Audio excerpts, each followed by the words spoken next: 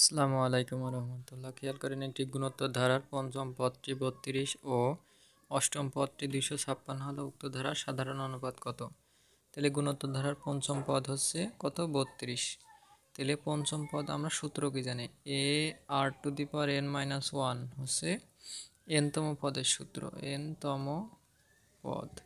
তাহলে খেয়াল করেন এই এন এর জায়গায় যদি 5 বসাই তাহলে 5 মাইনাস 1 করলে কত হয়? এ আর টু দি পাওয়ার 4 সমান হচ্ছে কত? 32। এটা 1 নম্বর সমীকরণ। এবার খেয়াল করেন অষ্টম পদ হচ্ছে 256, তাহলে অষ্টম পদ 256। মোট কথা হচ্ছে যেটা দেওয়া থাকবে ওইটা থেকে 1 কম হবে। দেখেন 5 তার মানে 4 হিসাবের মান, তাহলে এটা 8, এখানে হবে 7। এ আর টু দি পাওয়ার 7 সমান 256।